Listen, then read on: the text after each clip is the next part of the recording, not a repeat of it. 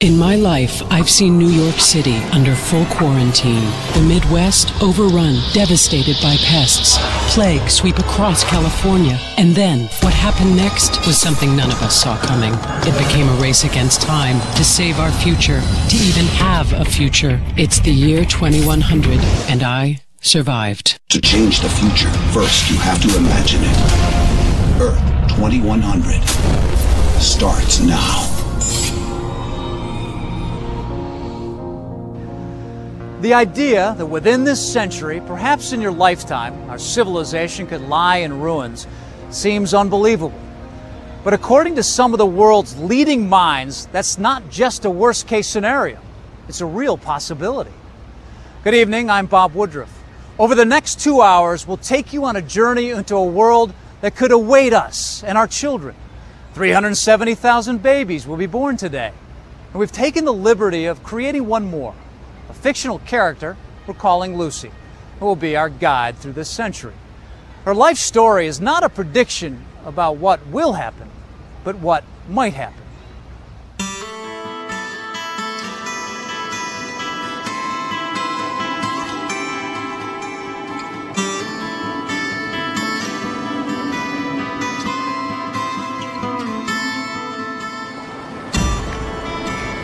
This once glorious city, whose lights at night could be seen for miles, empty now. Its towering skyscrapers, once a testament to our ingenuity, now stand as crumbling monuments to our demise. Maybe only artists can grasp what that kind of future really holds for us. It's perhaps in the area that we think of today as science fiction, but that could be a very real future for the planet. 100 years from now, if New York is abandoned, I can imagine some advanced creatures, maybe humans, maybe extraterrestrials, looking at New York and saying, those ignorant people, how on earth could they have ever expected to survive? I can ask myself what happened, but where do I begin? With the droughts, the famines, the plague? It began long before all that. I lived through it all. My story is everyone's story, the story of the last century.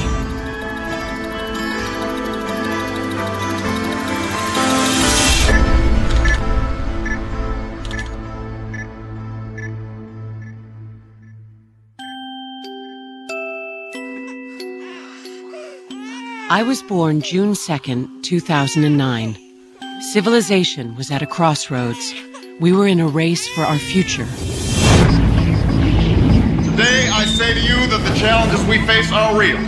They are serious and they are many. The temperature is expected to keep going up. The stock market plunged. Douglas County will run out of drinking water. They will not be met easily or in a short span of time. A sixth grader came down with suspected swine flu on Wednesday. Energy, climate, food, population, economic pressures. Any one of these challenges might be very serious in itself. But because they're happening all simultaneously, it's going to be very difficult for our governments to cope. When I look at the next century, I feel it's up for grabs. Raising sea level. Catastrophic weather. 10-year drought. It's scary. These are things that are happening today. The time for action is now. The world had never known such uncertainty. We were used to having what we wanted and doing what we wanted. The analogy that I would draw is someone looking at their bank account and week after week they're withdrawing money and they're enjoying a good life.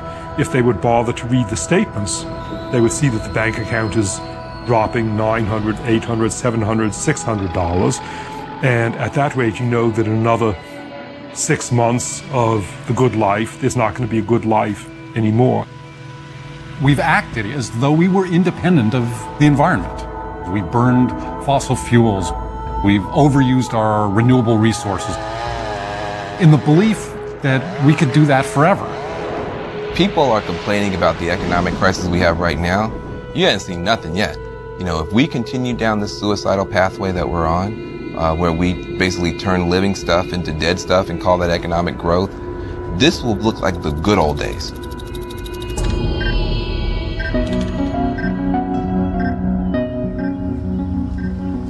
Although the world I was born into was running out of so much, water, oil, land, I remember a loving family A big house, green lawn, more water than we knew what to do with. My parents must have known what was happening. We had a compact car and recycled. And it wasn't just us. Smart, imaginative people everywhere were working furiously on solutions. Our government was pouring money into alternative energy. It seemed like everyone was growing their own vegetable garden. Windmills were sprouting up all over. People were beginning to understand. But the clock was running out, and nature was always one step ahead. Flowers are blooming earlier, and trees are leafing earlier. Birds are coming back from migration much earlier. If you were to pull back from the Earth, what you would see is sort of a refugee movement, if you will. And species are moving their ranges farther north to get to cool, from south to north, and from the valleys up to the mountaintops.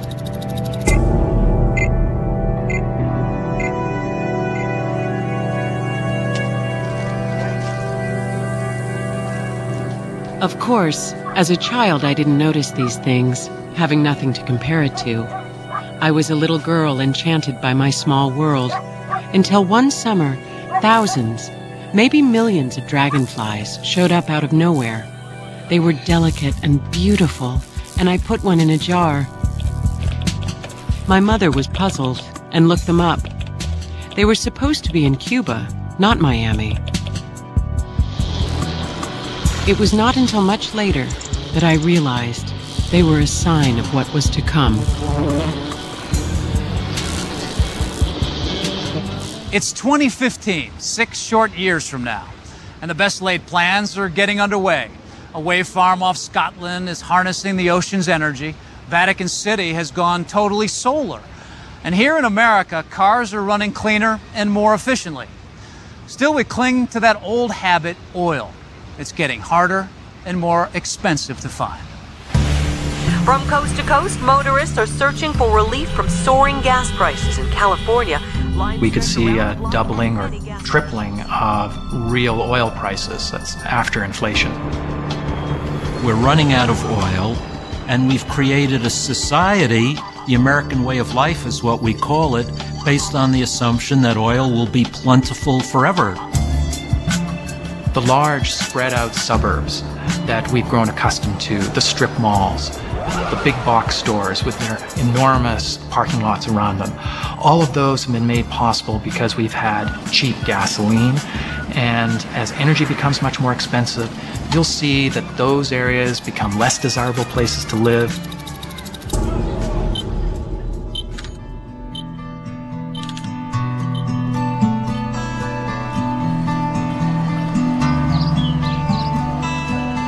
The first time I moved, I was 6.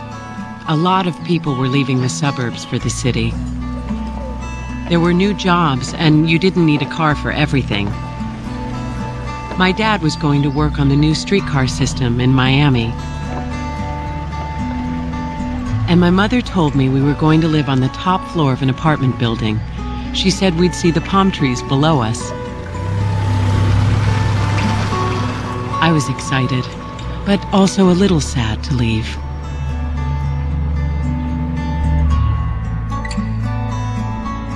As the price of oil goes up, it will ripple through every part of the global economy. In Washington today, protesters demanded an end to rising food prices. Our agriculture system is almost wholly dependent on cheap oil.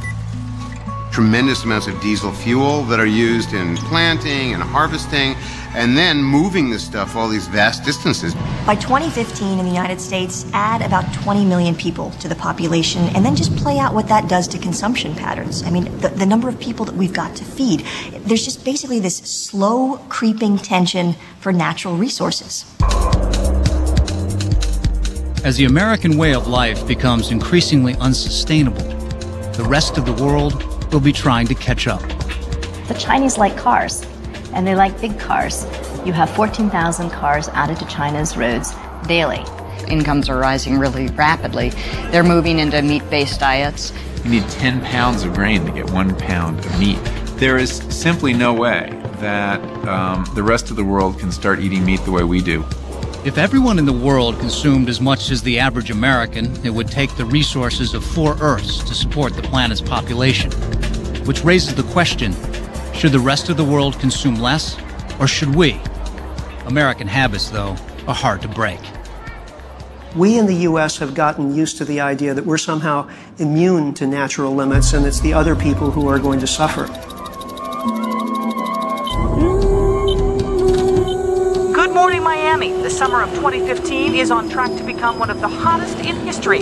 Temperatures are expected to be in the triple digits. My mother and I were waiting for gas. The line went around the block and then some. Nothing new. But this time, the line had stopped moving altogether.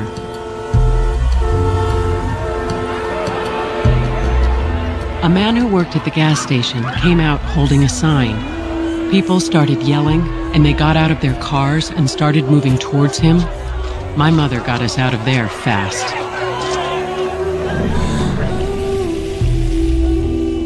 I've been staking out an area that's been hit hard recently by gas snatchers. I look at him, he gets out, walks right up to the car. Wow. Look at this, right in the middle of the day. There's cars going by and these guys are siphoning gas out of someone's car. In the face of mounting protests over rising gas and food prices, Congress today approved a plan to fund the construction of 40 new coal-fired power plants over the next 5 years. The country took the easy way out. Coal was once again touted as our so-called salvation. But the more coal we burned, the faster our planet warmed. You get the picture. We're spewing more carbon, more methane, more nitrous oxide into the atmosphere. All the bad things of climate change are coming true.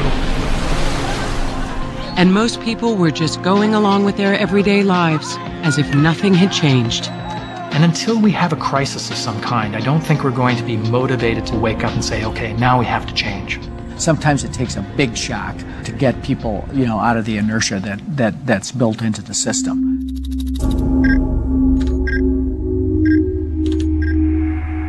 They are calling it the storm of the century, Hurricane Linda, packing Category 5 winds. Big storms weren't unusual, but this one was bigger than the others, and it was headed for Miami. All coastal regions are being evacuated. When this storm makes landfall, we are going to see a tremendous storm surge. My mother was a nurse, and she wouldn't leave until all the sick were evacuated from the hospital. My father was afraid we wouldn't get out in time. I was afraid, too.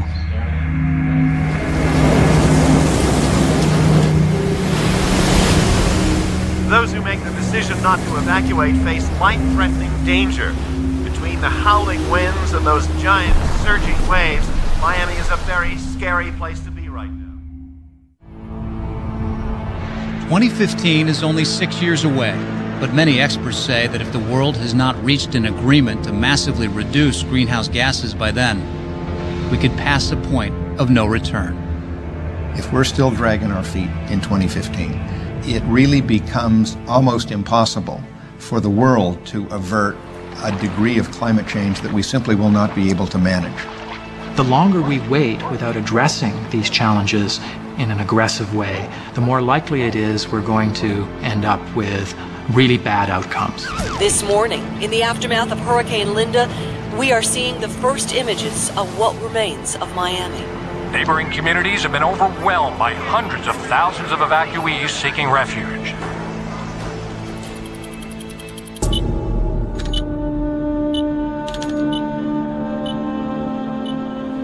The evacuation center was as big as an airplane hangar. Maybe it was an airplane hangar. And so jammed with people, it was hard to move. It was hot. It was noisy. We were there 3 weeks. There was nowhere for us to go. Nowhere for anybody to go. We watched the news on TV. I was only 6, but it looked to me like the whole world was in trouble. Some 250,000 Bangladeshi refugees fleeing from last month's devastating cyclone are massing on the Indian border. Thousands riot as China faces its worst wheat shortages in a decade, the result of seemingly endless drought. World leaders are gathering in Washington, D.C. to attend an Emergency Global Summit meeting. Hopes are high that the world might finally reach an historic climate agreement. This is the first time the whole planet is in that kind of a crisis. And the whole planet has to join in meeting a crisis of epical proportion. In 2008, the Center for the New American Security, a Washington think tank, staged an elaborate game. The goal was to simulate a global summit on climate change. The year is 2015. The context for the game is Lucy's context. Miami has been devastated by a hurricane and Bangladesh ravaged by a cyclone. The people who are playing the roles of global leaders are in fact high-level policymakers from around the world. Let me be very clear. Our time is running out. John Podesta, President Obama's transition chief, is playing the role of UN Secretary General. Indeed, today in October of 2015, no country, no city is exempt from the ravages of climate change, as we saw so tragically with the Category 5 hurricane that hit Miami. In the game, the Secretary General has asked for a 30% reduction in emissions by 2025. The U.S. team holds a closed-door strategy session. It's very important for us to strike that very positive leadership tone right out of the box. We have to be much faster and more serious about emission reductions. We need to do 30% by 2025. But there's a strong disagreement about whether the American public would be willing to make that kind of sacrifice. Basically, the odds of a 30% reduction in the United States in 10 years is zero. The world is going to hell in a handbasket. And we're saying, gee, can we stretch this out a little? Even if the United States were willing to make these reductions, this is a global crisis that needs global action. The U.S. calls a meeting with China. We have an inherent responsibility to our people to take actions. In 2015, China and India are in fact projected to account for more than 30% of the world's carbon emissions. But in the simulation, they're unwilling to agree to a treaty they feel limits their economic growth. For both countries, the issue is fairness.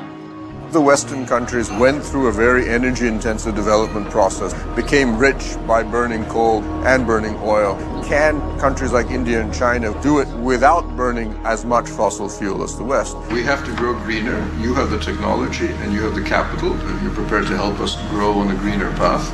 China and India say they will agree to the cuts in greenhouse gas emissions only if the West hands over the technology needed to do so. China would wish to get the technology for the third generation of nuclear power plants. But Europe and the U.S. refuse. The technology belongs to private companies. Instead, they offer to help pay the costs of switching to cleaner energy. You do the emissions reduction, and we give the money for the emissions reduction that you've done. Because if simply, you have the money, but you do not have the technology, and then you cannot reduce the emissions. The whole summit hinges on whether they can come to an understanding.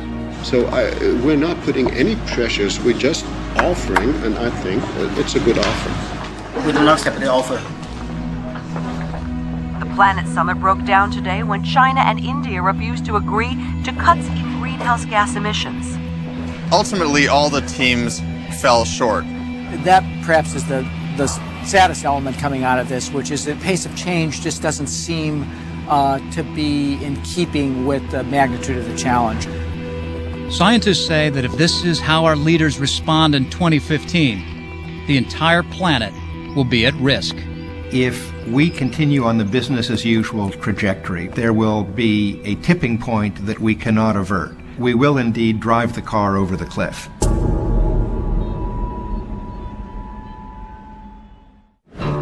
There was a story my mother once told me I'll never forget.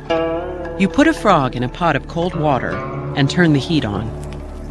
The water warms so gradually that the frog doesn't notice. It never realizes the precise moment it's cooked. The frog will sit there because it's not able to detect the small changes in temperature that are making its life increasingly dangerous. And we're in the same sort of situation. We're so adaptable in our evolution as a species, an adaptability that's allowed us to really, in a sense, conquer nature and conquer the world. But at this point, that adaptability is actually a real threat to our existence. As I grew up, it became increasingly clear that we were the frog. After our home was destroyed by the hurricane, my family moved to San Diego. Maybe because it was as far away from Miami as we could get. Finally this evening, saving our seas. The federal government has released a major assessment on the oceans. The news is not good. It's going to be tough to drive this summer. Gas prices are expected to soar even higher. Increased heat speeds up evaporation cycles. In fact, these changes can be scientists report from the Arctic.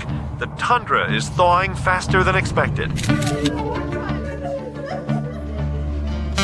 The United Nations announced today that there are now 8 billion people living on Earth.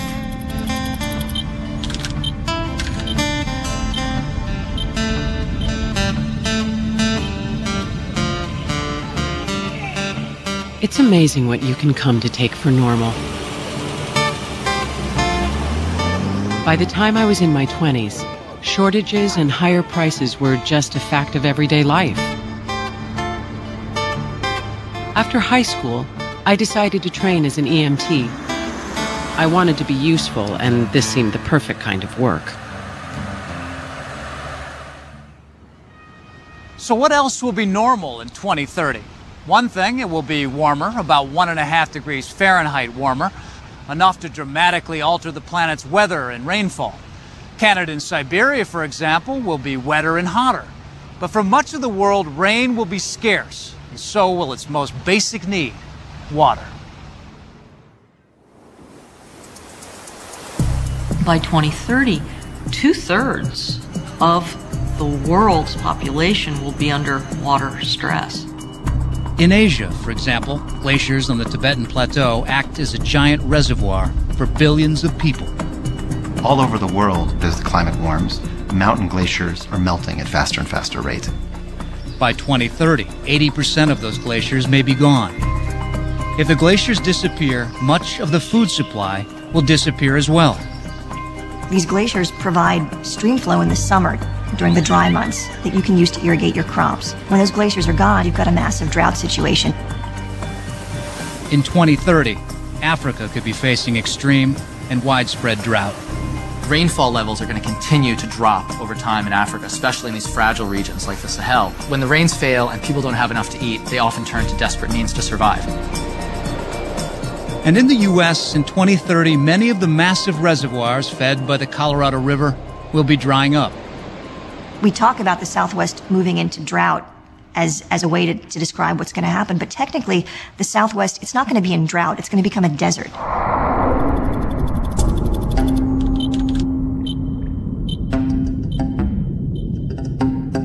In San Diego, they were ahead of the game. In 2009, they had started building huge desalination plants. It took 20 years and cost billions of dollars, but it worked.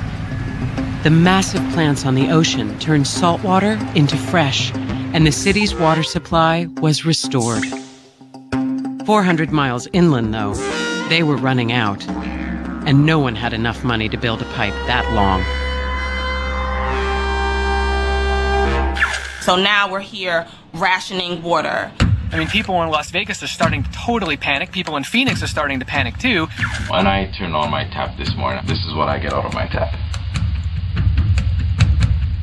Something that will catch people's attention is the first city, rich city in the world that just runs out of water.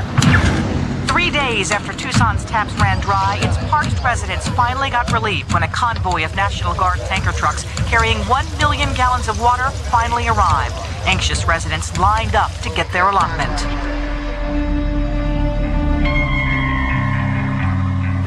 What happened there scared the whole country.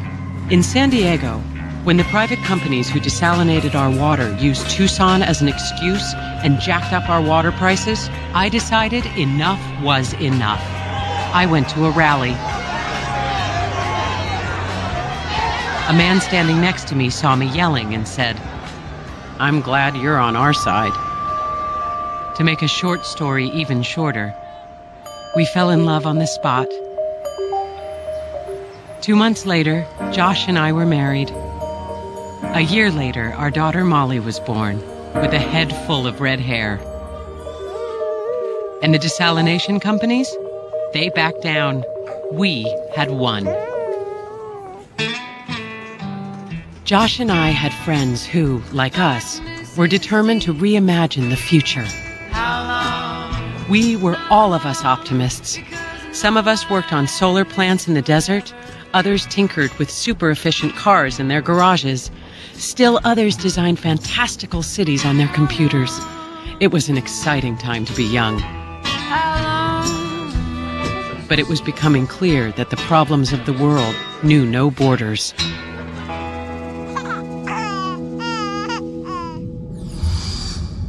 Global population is now approaching 9 billion.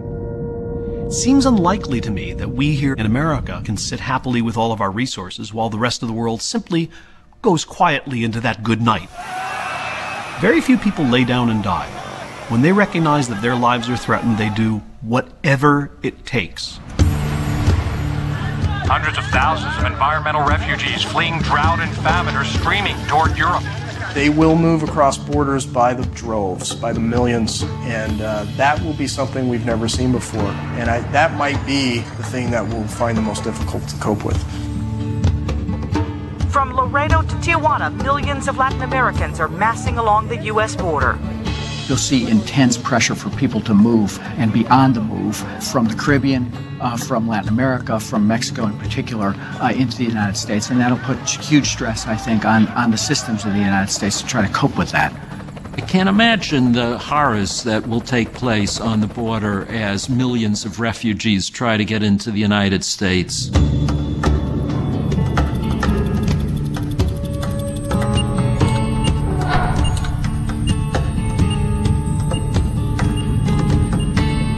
I was working the midnight shift when a call came from the border police. "Be careful," Josh said. "This doesn't sound good." Thousands of refugees had been arriving at the border, desperate for water and food. Someone had blown a hole through the wall, and thousands of people were streaming through. They had called in the border police. I don't know how it started, who fired first.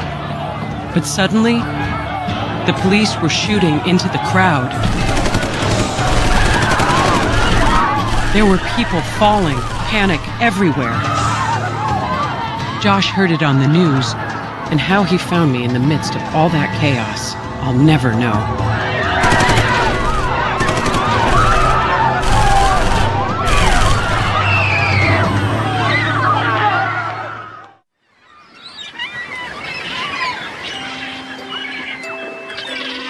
In San Diego, Josh and Molly and I took long walks on the beach to look for birds. Over the years, our favorites started to disappear. The worst was the end of the albatross.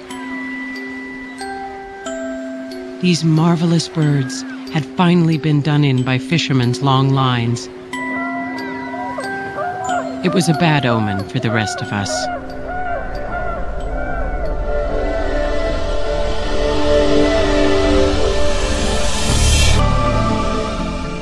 Probably a third of all species will be on an inexorable path to extinction by 2050. They will include familiar species like lions and tigers and bears, but there will also be huge areas of the planet which presently are really lovely and beautiful and diverse. Those places will have essentially disappeared. In the history of the Earth, there have been 5 mass extinctions in which at least half the species on Earth disappeared. They were caused by natural disasters, massive volcanic eruptions, rapid climate change, meteors hitting the Earth. Today, in the 21st century, we are in the midst of what scientists are calling the 6th extinction. And for the first time, it is being caused by a single species, us. When one species proliferates beyond any other, ultimately it sort of knocks out its own life support systems and it collapses. And in a way, that's what we're doing at every level around the world. Today in 2009, The idea that we could do so much damage to our natural environment that it could cause our global civilization to collapse may seem far-fetched. Think of all the signs of normalcy. Water is still coming out of the faucet in my kitchen. The electricity still turns on. I buy food at the supermarket. It seems inconceivable that our modern world could collapse. Every society that collapsed thought it couldn't happen to them. The Roman Empire thought it couldn't happen. The Maya civilization thought it couldn't happen. The Byzantine Empire thought it couldn't happen. But it did. And it usually creeps up on you unforeseen. At its peak, the Maya civilization numbered more than 10 million. They had astronomy. They had the only writing in the New World. They had great art. They were the biggest game in town. They are the equivalent of us in their era. These city centers were supporting 25 to 50,000 people. So they were very well adapted to their surroundings, and they were able to grow. But they grew too much and exhausted their resources. Growing population, meaning growing demands on the land, deforestation and soil erosion, which tied into warfare. There was chronic warfare among the Maya city-states. And then their climate suddenly changed. There were these series of extended droughts, and those droughts just kept hammering away and hammering away. You lose your forests, you lose your soils. If you lose your soils, you can't grow anything. And if it stops raining, then forget about it. The end game for the Maya must have been horrible indeed. It's highly likely that there were also periods of starvation. It's a truly hideous and ugly way to die.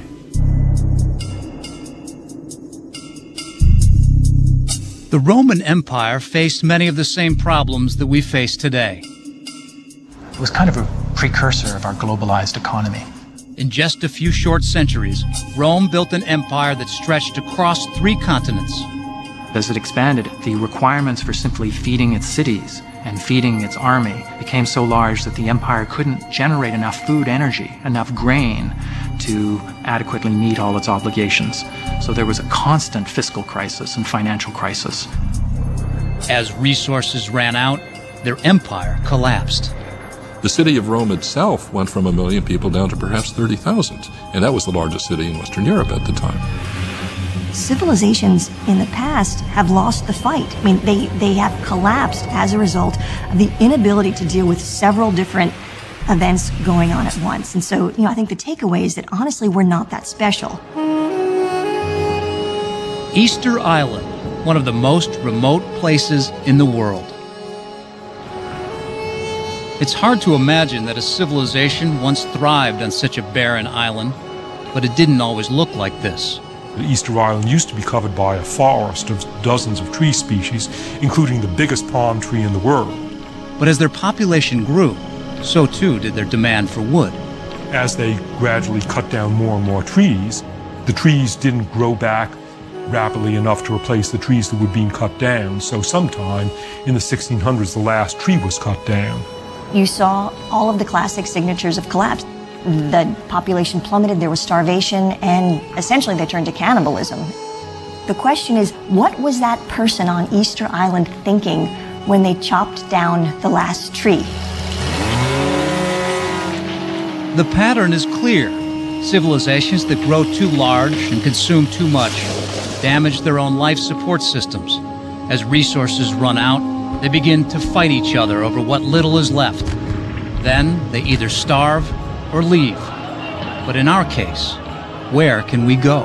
I think Easter Island is the perfect metaphor because it's this small, fragile island sitting within the Pacific Ocean. It's very remote, and it no longer was able to sustain the population that lived there. It's no different than Earth being this small planet in a vast galaxy.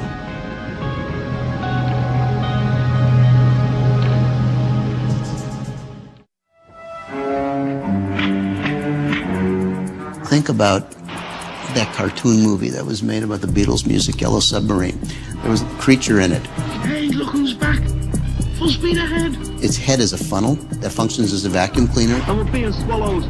Lovely. Suddenly it's run out of things to point at. There's nothing left, so it's looking around for something, and finally it looks down. It sucks itself up, and then we have a blank screen. There we are. The moral of that story? By grabbing everything in sight, we'll end up destroying ourselves. And by 2050, the population is exploding. The rainforests are disappearing, and 9 billion of us competing for ever scarcer resources. A bad situation made worse by widespread drought and huge migrations of people. Life is changing for everyone, including Lucy.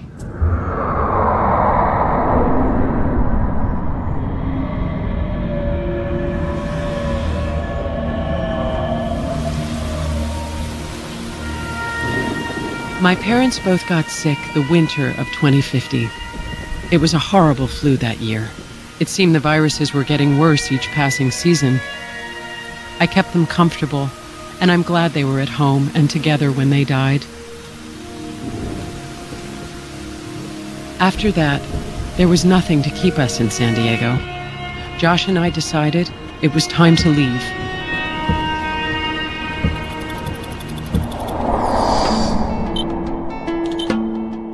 We were excited.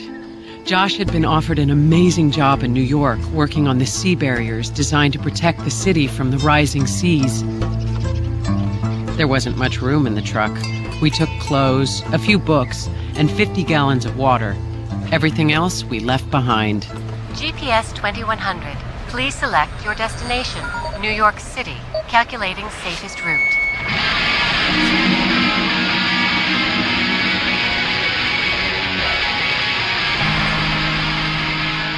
We headed north across the Mojave Desert. By dusk, we were on the outskirts of Las Vegas and greeted by mile after mile of abandoned suburbs, and acres of golf courses turned to dust. The silence was eerie. Well, by 2050, Lake Mead, one of the great reservoirs of the Southwest on the Colorado River, has finally gone dry. There's not enough water to meet human needs. People in Las Vegas had depended on Lake Mead for almost all their water and power. Las Vegas, I would imagine, is gone. With a drought like that, you've got a city in the desert, and it's going to be really difficult to live there. When we got closer to the Strip, we were lucky to hook up with a convoy headed east. Las Vegas was a strange sight. Most of the hotels dark. All those neon lights gone dead. Sin City had pretty much folded. From there, we drove through Arizona.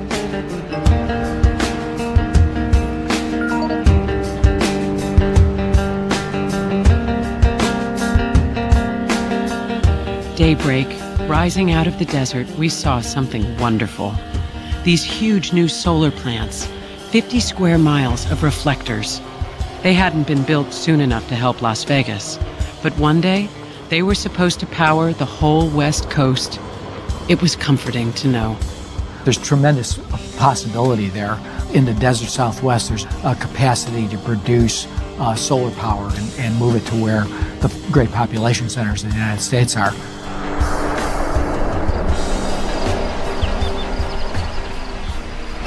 The safest route heading east today is Route 40. I think it would be almost impossible to do this journey unless you had some form of intelligence as to what areas are lawless or dangerous. I don't think strangers are going to be very friendly.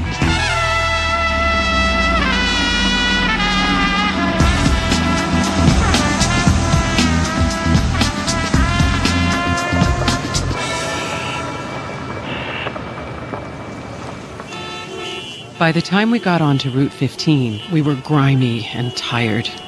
The scene in front of us had jolted us out of our days. Hundreds of people packed the road, all of them streaming out of the southwest heading north. It felt like the Dust Bowl all over again. Think what it would be like if we have millions of neighbors to the south heading north because they don't have food and they don't have water. They shouted at us as we drove past.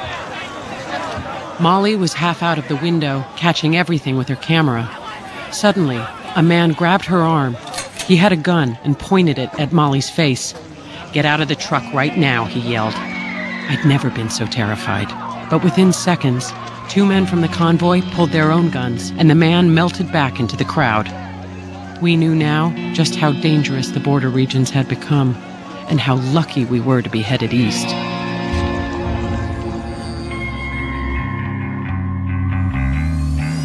Just as people were migrating, so too were the bugs. In Oklahoma, acres and acres of corn were threatened. To the degree that all ecosystems are extremely stressed by 2050, the pests will flourish. There's an arms race between breeding crops that are resistant to various pests and the pests themselves, because to the degree that we've simplified our food system, we've also made it massively vulnerable. For decades, this had been predicted. These giant farms, which supplied so much of the world's food, were easy prey. People get their seeds from single or just a few manufacturers, and they're genetically very, very similar. So if, in fact, an agent were to come onto the scene that was capable of infecting one, it would rapidly spread. Halfway through Kansas, we split off from the convoy. They were headed north to Canada. We went east to Greensburg, Kansas, leaving the devastation behind. Welcome to the Greensburg Visitor Center. In 2007, a tornado destroyed our town. Out of the rubble came a dream. A town that was completely destroyed by a tornado, but is being rebuilt as a global example of how clean energy can power an entire community, how it can bring jobs and businesses. This was a wonderful place, completely self-sustaining. They had been one of the first, and they knew what they were doing. They got their power from the wind and sun, their water from the rain, and they grew everything they ate. Feeling a lot better, we hot-seated it the rest of the way. Compared to the Southwest, the fields were green and fertile. We saw some communities like Greensburg. We wished there were more. The closer we got to the end of our journey, the better we felt. The next day, we hit the outskirts of New York City. New York City is engaged in the greatest urban experiment of our time. From skyscrapers that grow their own food, to an all-electric vehicle fleet, to clean and tranquil parks. Inspired leaders and creative minds are working together to create an urban paradise. I looked across the George Washington Bridge at the skyline and felt a surge of hope, but underneath ran a trickle of worry. With all we had seen, maybe we had seen nothing yet. By the middle of the century, I thought I'd seen it all. Storms, migrations, and droughts that had destroyed whole cities. But I had also seen so much more. Brilliant people everywhere were working furiously to change our future. I had a family, and together I thought we might be equal to whatever came our way. But I had no idea of what the future would hold. It's a new world, and not a better one as we catch up with Lucy, our fictional storyteller. The year is 2060. Past mid-century and into middle age for Lucy. At 51, she has grown up in a world of soaring population, dwindling resources, and intense climate change. The worst-case scenario, imagined by some experts, is playing out. But there are signs of hope, a growing global movement led by cities like New York.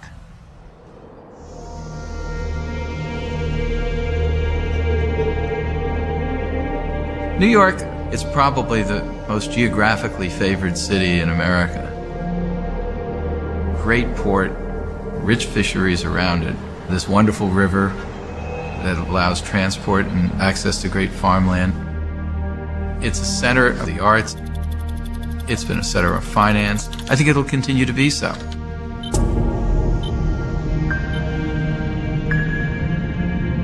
After what we had been through, New York was a fresh start. The city was full of hope and energy and promise. You'd walk down the streets and meet each other's eyes and see a sense of purpose. It was a great place to be a part of back then. The first years we were there were the best of our lives. Josh was working as an engineer on the Great Barrier Project. I was at Bellevue Hospital, a historic institution already more than 300 years old. The building we lived in was green in every sense of the word, and Molly worked in the gardens that grew our food. They were a part of the building itself. You're going to see greenhouses, multi-story greenhouses, and each floor will be growing, carrots and potatoes, etc. And that'll be just considered normal. The building supplied not just our food, but most of our own energy. Instead of having solar panels, big, heavy, bulky things, we can just put this thin film on rooftops, on window panes, and generate electricity that way. I rode my bike to work every day, a mere 30 blocks. We had designated bicycle lanes. The traffic was manageable, and you could breathe the air.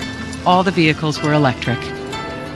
You hook your car up to a mega transport system that will move you a good bit of the distance to your final destination, kind of a train of cars. And then you get disconnected from the mass combination transit and drive the last little bit yourself.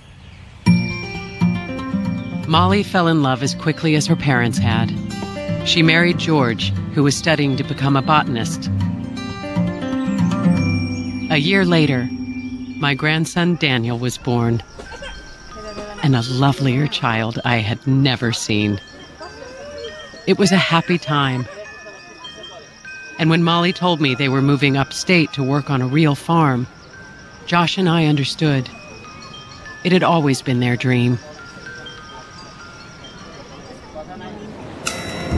The city was getting a lot of attention, and money flowed in, both private and public. The biggest, and maybe the most important project, was my husband Josh's, since without the barriers, the city was at risk. It would be the biggest civil engineering project in U.S. history. Be comparable to putting man on the moon. The project had been underway for years, and those who worked on it had a tremendous sense of pride. There were 3 barriers going up, one at the Verrazano Narrows Bridge, one at the top of the East River, and one in Staten Island at Baton Hills. You could see them rising a little every day. Sea level was rising, and without the barriers, big storms would flood the city. I think it'd be like in medieval times, people building a beautiful, huge cathedral. It took generations to build, and there was a great sense of purpose and gave purpose and meaning to life. The project drew thousands of people into the city looking for work. New York City was then, as it had always been, a beacon of hope. In New York, it'll be a magnet, as any viable city will be a magnet. These cities, where people come to flee, become petri dishes for diseases and new diseases and resistant forms of disease. There are a number of infectious diseases that are currently confined to tropical and subtropical areas that are likely to spread into temperate zones. And this is something that I'm very concerned about. Keeping New York safe from disease was crucial, and Bellevue was busy.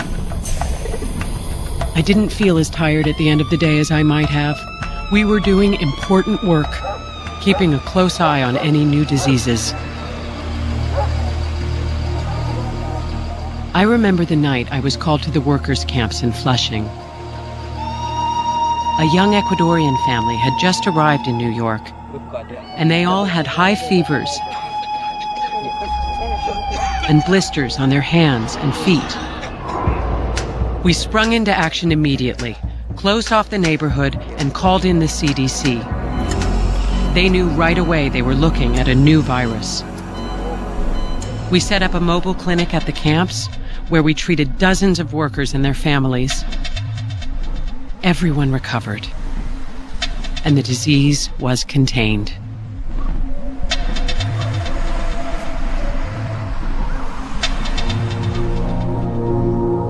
Imagine now the year 2070. Things are in danger of unraveling.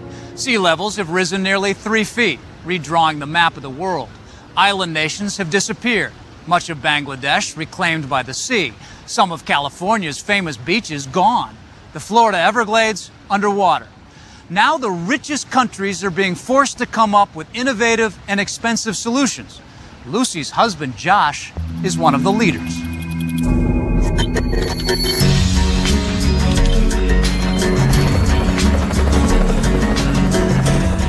Josh was an engineer on the Great Barrier Project. After 30 years in the making, it was nearing completion. Within a few months, they would be testing the massive gates. If I was the engineer in charge, I would be very nervous. But you would have practice runs, and during nice weather, you would say, all right, let's close the gates today and make sure everything's working right, it's not going to jam up. Josh was worried about something else, too. New York City's barriers, like others around the world, had been built on the assumption that sea level rise would be gradual. But it was becoming clear that might not be the case. Scientists say they are detecting a massive spike in the level of methane in the atmosphere. Climate in general doesn't change smoothly the way, we're used to seeing projections from climate models. We find that the transitions from warm to cold or cold to warm, some of those transitions can be really, really abrupt. Abrupt meaning within the timescale of a decade, or sometimes even less than a decade. We knew there were certain things that could rapidly turn up the heat, but we didn't know what that tipping point would be until it happened. Maybe the tipping point is you heat up the tundra and the permafrost so much that there's a huge burp of methane and carbon dioxide out of those northern soils. Methane is a very big worry in my mind because it's some 23 to 30 times more potent than CO2. An enormous reservoir of methane produced by decomposing plants and animals lies buried beneath the frozen Arctic tundra. It has been there since the Ice Age. If the tundra thaws and a large quantity of the gas is released, global temperatures would soar.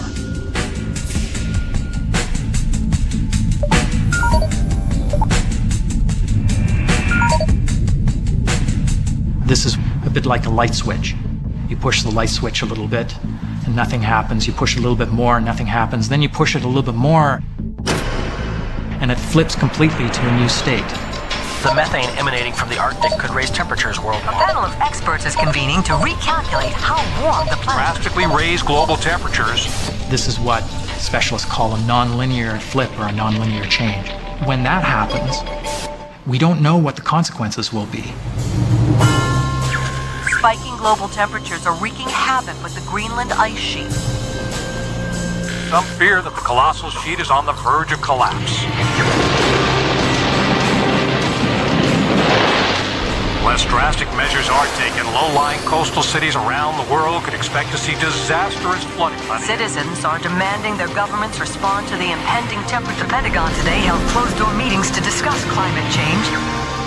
Our top story tonight, the President is announcing the Cosmic Shield Project, which aims to halt the disintegration of the Greenland ice sheet. Imagine now that you're the President of the United States, and you have word that Greenland is going to collapse in the next 10 years, adding 7 meters of sea level. I'm not saying that is happening today. I'm saying imagine that were to happen. And you were told that technology exists to stop it. Wouldn't you be tempted to use it?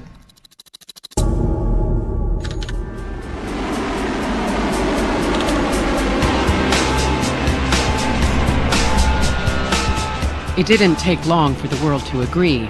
A technology existed that could stop the ice sheets from melting. It should be used.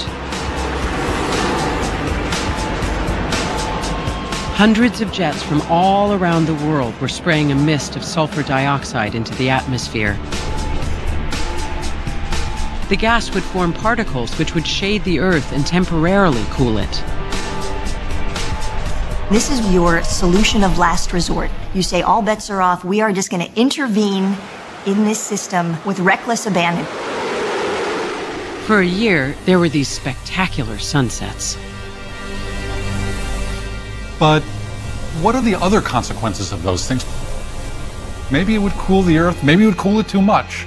That might be a disaster in the opposite direction.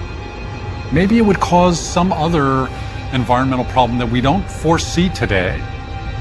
The Earth cooled, but that was the least of it. Tonight in Washington, there's debate over whether to follow China and Great Britain and cease flying cosmic shield mission. We've learned that in all aspects of engineering, there are unintended consequences. The Surgeon General testified before Congress today on the health effects of further depleting. The cloud was burning off the ozone layer. Once that was gone, every living creature would be exposed to a massive dose of radiation. The experiment was halted.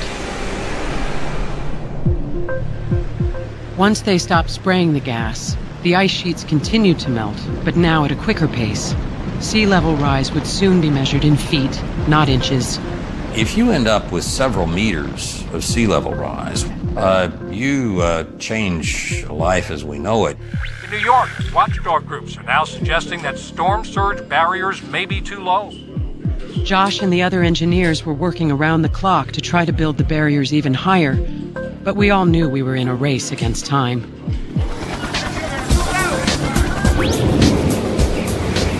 Society is not set up to deal with rapid sea level rise. It would be a catastrophe of a magnitude we've never experienced. One of our political leaders said not too long ago that the American way of life is non-negotiable. And we're going to discover the hard way that when you don't negotiate the circumstances that are sent to you by the universe, you automatically get assigned a new negotiating partner named reality. And then it will negotiate for you. You don't even have to be in the room.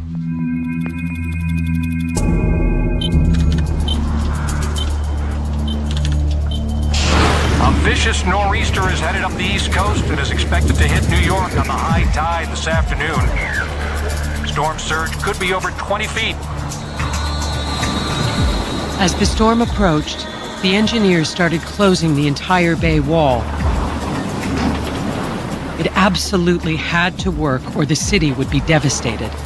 It was terrifying. Then the winds picked up and a gate got stuck. That's a nightmare scenario, getting stuck halfway shut, because the water will pour in and flood the city. A team was assembled to manually close the gate. They would have to go out into the harbor by boat. I asked Josh not to go. I begged him to stay safe with me. But this was his project. He had to see it through.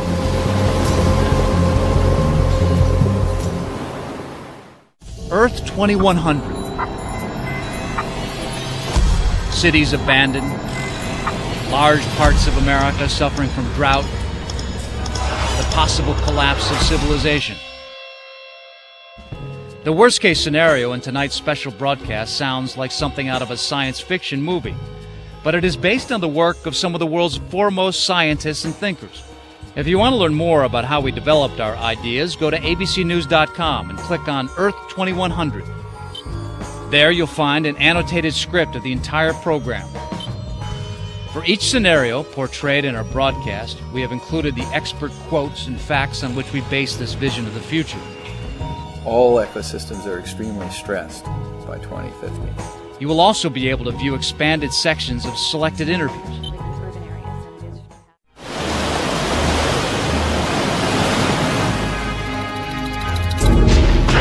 Preliminary reports that one of the gates in the Great Barrier has failed to close. We're awaiting confirmation from the mayor's office. It was high tide when the storm hit. Flooding of subway tunnels throughout. 4, 5, and 6 trains are affected. The streets were filling with water. The mayor has made the decision to evacuate City Hall. Something had gone terribly wrong. Seeing truly catastrophic flooding. The tide comes in, and on top of that, the surge. The Holland and Lincoln tunnels are filling with seawater.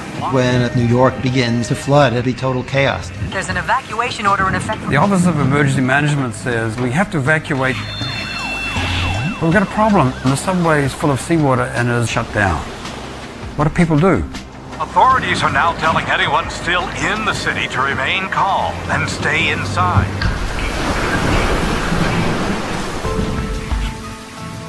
Outside, the storm raged, and all I could do was wait for Josh to come home. When I heard the knock on my door, I knew. He died a hero, they said, but that was no comfort. I called Molly, and she wept. She wanted me to come live with her, but I couldn't leave. I just couldn't leave.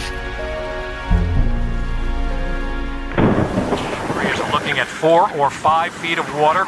We could see the worst of this storm by 3 a.m. New Yorkers are going to wake up in a very different city tomorrow.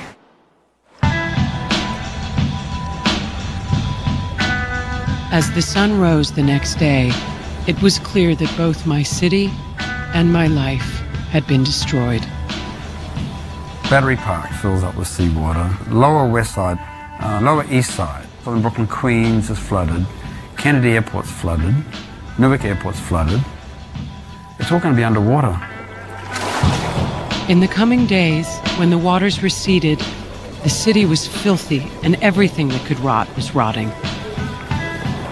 People wanted to leave, but for many of them, there was nowhere to go. How welcoming will people be when New York or Boston sink underwater and all those people in their millions come to New England or to Pennsylvania? How welcoming will people be? I packed my things and set them at the door. But I didn't leave. I suppose you could say I was stubborn, and I was needed at Bellevue more than ever. There were millions who needed someone to care for them.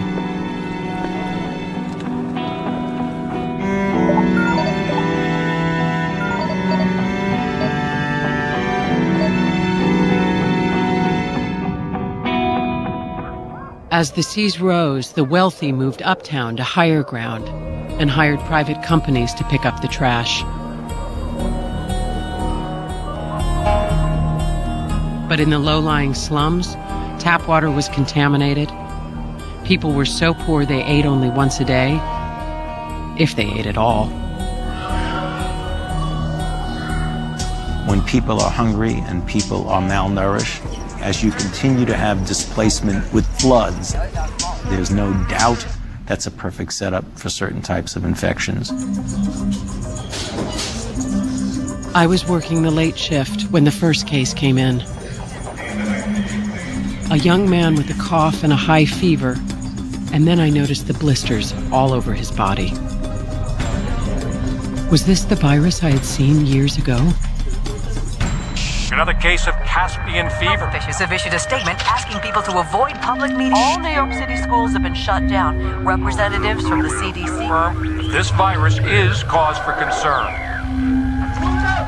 Within a week, over 20 were dead. People on the streets wore masks, avoided each other. The air was ripe with panic. advisory reminding citizens to wash their hands and cover their mouths. You would shut down factories, you would shut down trade, you would shut down commerce. Everything would shut down. Death toll from Caspian fever has now reached 107. The virus continued to mutate and spread. So some long incubating virus that kills very fast. That's the kind of thing that's going to get us. It only took a few people on a few planes to spread it around the world. Cases of the fever have been confirmed in over 100 countries. Now estimated that 10,000 have died in Mexico City. Temporary morgues have been set up in the streets of Shanghai. The Vatican conducted a national funeral mass today. From Singapore to Sydney, the globe shut down. Farmers wouldn't bring food into cities. Cargo ships wouldn't dock, let alone unload. Billions were on the verge of starvation.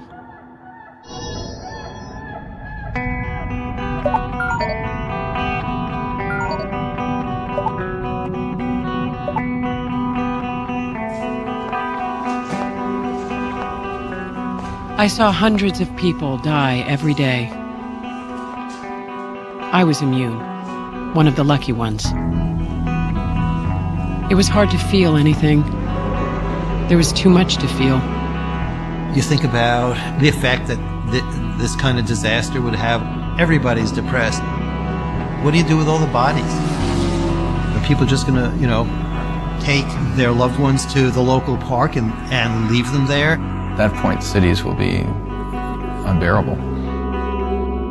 You could see it on people's faces on the street. They had given up. As more and more people died, all services broke down. There were frequent blackouts. And now, connections to the internet were intermittent at best. Round the world, deaths from the Caspian fever show no sign. And then one day, the power just went out. The phones, the internet, the whole data network went down. Some said it was a terrorist. Others thought it was the flooding. Suddenly, no one knew anything for sure. If communication breaks down, rumor becomes the communication system, then a mob psychology takes over. Collapse is not something that actually happens overnight. It's the result of an accumulation of stresses and erosion of the internal strength of society, so that it just becomes like an eggshell, and one last shock breaks it.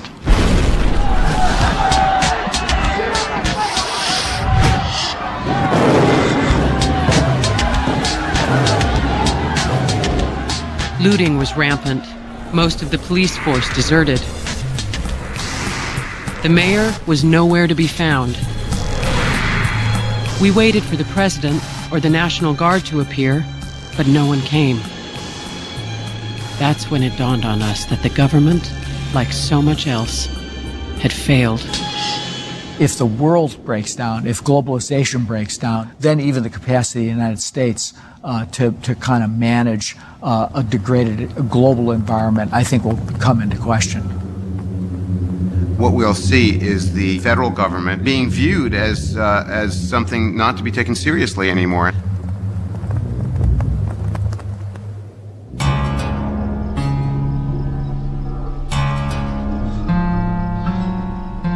Reports were sketchy, but here's what I know for sure.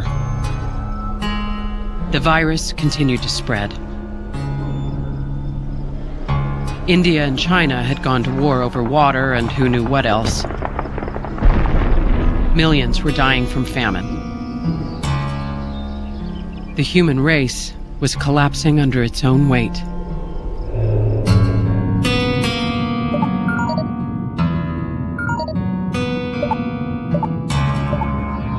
By that time, I would guess that we will be seeing a substantial die-off of the human population. Most of civil society will have degenerated. I was 75 when I walked across that George Washington Bridge.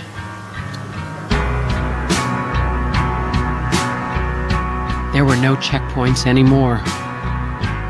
I left with a couple of friends and a dog who had adopted me. Rosie, I called her. She never left my side. But where was I going? I didn't know if Molly was still alive, let alone still on the farm up north. I didn't know if I had a grandson anymore. But that was my hope, that I could somehow find them, or they me.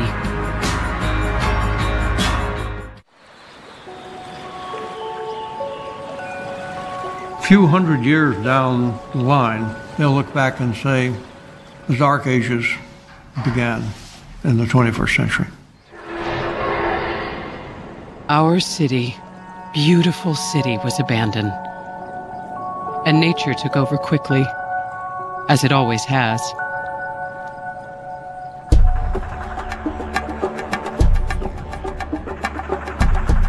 The breakdown would be rather rapid.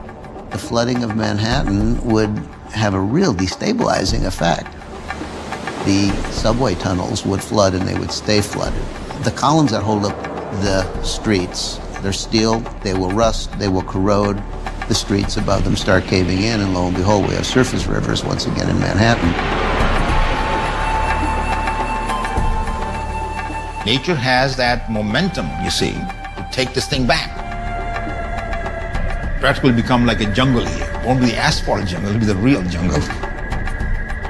Your big skyscrapers here are well anchored into Manhattan schist. On the other hand, they weren't designed to be waterlogged. It just takes one hurricane to hit New York. Buildings are going to start to get taken out.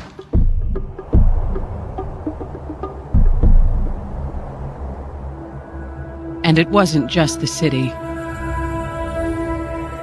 Our whole way of life had crumbled. But I found my daughter Molly and Daniel, my grandson. He was a young man now. Molly's husband, George, had been killed. Both of us were widows now. It is a hard life. The United States is fragmented into 1 million shards. We're all cut off from each other, each protecting what little we have. It would be a wrenching transition. It would be a catastrophic transition. It's something we don't want to experience. The Dark Ages were called the Dark Ages for a reason. I fear that we'll see a world like medieval Europe, where you have feudal states fighting for what remains of a source of water, a source of energy.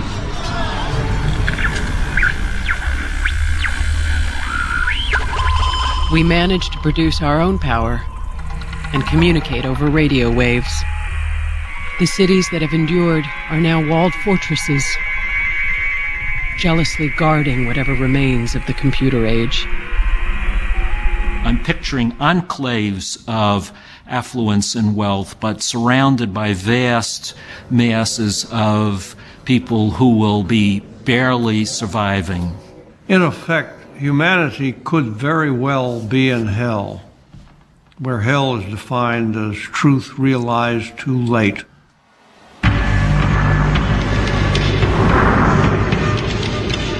We have had to relearn what we had unlearned centuries before. How to live off the land, how to make do.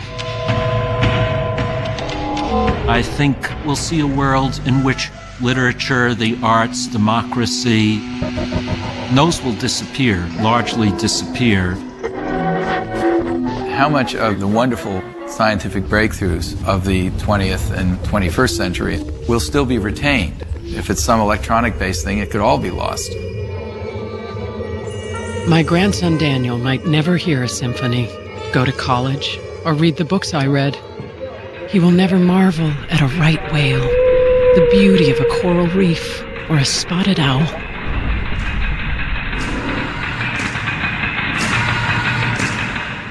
If you actually ever get outside and just kind of look at the wonder of the world, it takes your breath away. And I think to think of a world where somehow that is taken away is really sad.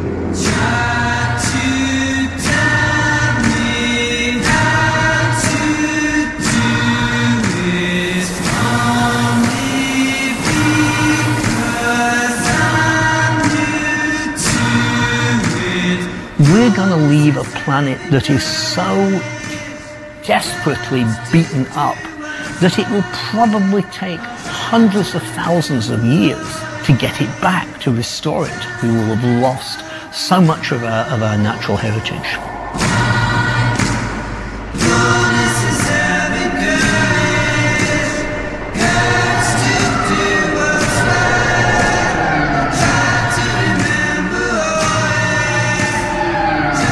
I can teach him poems and songs. I can tell him what I saw and what I learned along the way.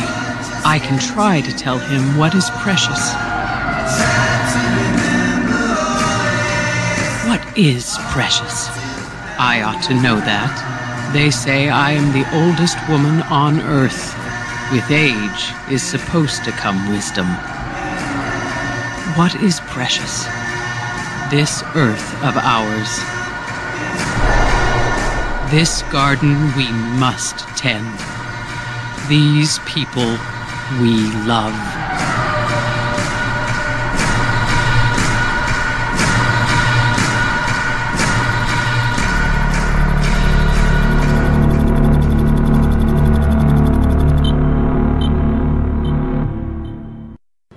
Lucy's story is a worst-case scenario of what could happen if we continue on our current path.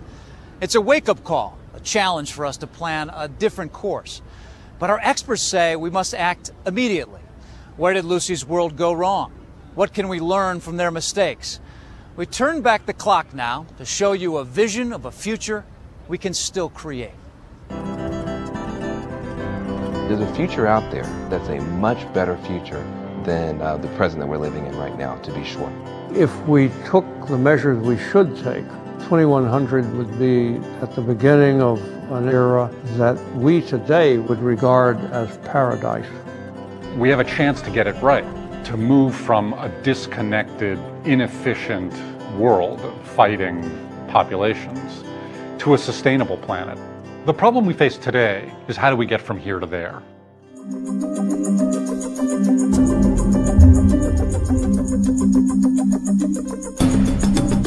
The world that Lucy was born into is our world today. There are plenty of signs that it's in trouble, but there are hopeful signs as well. The problems that we face, water, soil, climate change, they're all problems caused by humans, so we're capable of solving those problems.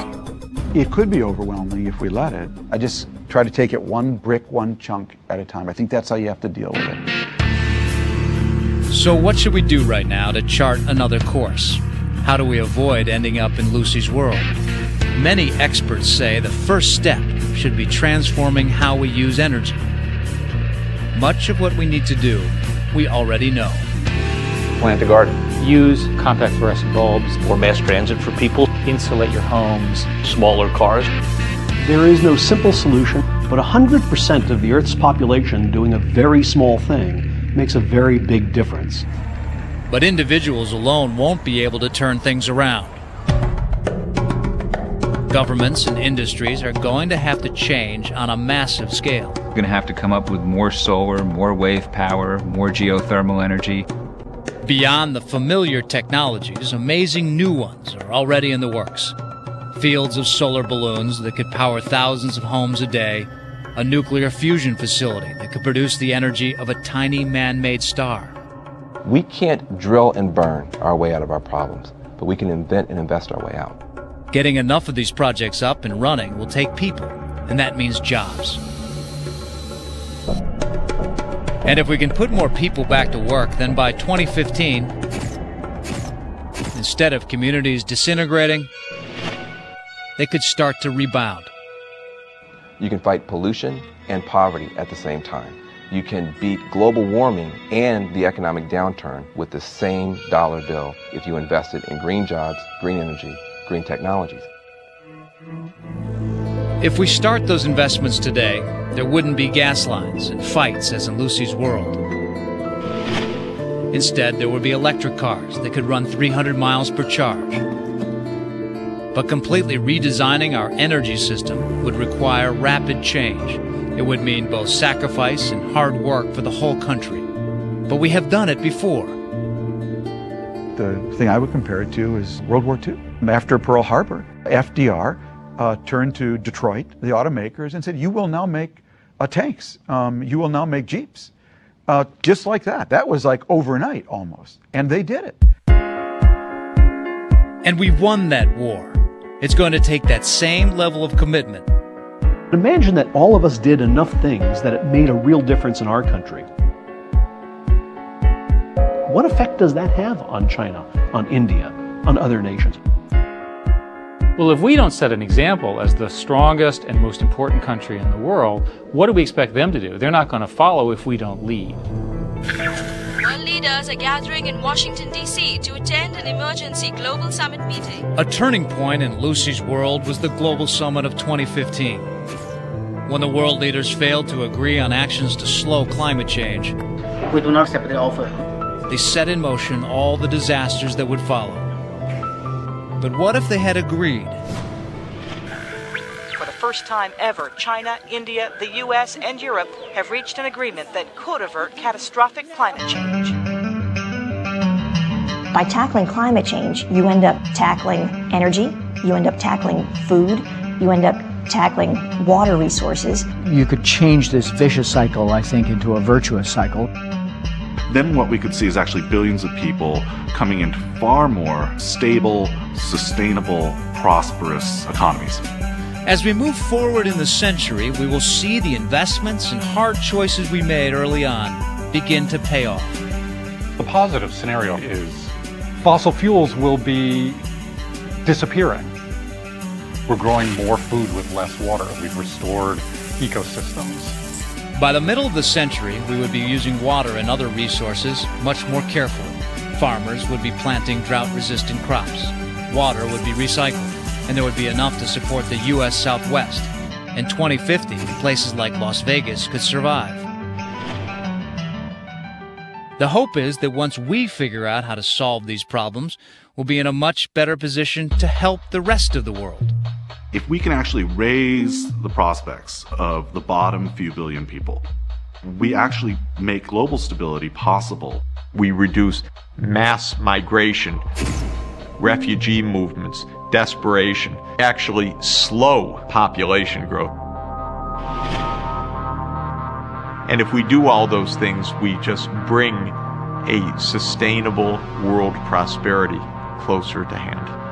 So there's a very good chance by about 2050, the worst part of the crisis having passed. It doesn't mean that there aren't going to be big problems still to face, but it means that we will have avoided sailing right off the cliff. By 2100, our world could be transformed. Just imagine a city that's not polluted, that has a great transportation infrastructure. Stackable cars, or cars that are folding, and then they would charge and be a shared ownership model, and you would just pull out the one that's available and that's fully charged. Everything happens inside the city itself. That means our food production, our waste and recycling, our energy. We're going to have joint management of water resources, of energy resources. We're going to be living on a planet where we don't see things at a national level, but we see things at a global level. By the time we get to 2100, the challenge of building a global green economy where we're sharing technologies, not fighting wars over water and oil, that's going to bring out the best in the human family. Humanity will be relatively disease-free. Children will be treated as rare treasures. Most people don't realize not only can we change, we must change. And I think that's how you own the future. That's how you take control of your destiny. I have huge faith in humanity. We will be able to create a world that will have a livable planet for our kids and their kids. That is our opportunity. That is our obligation.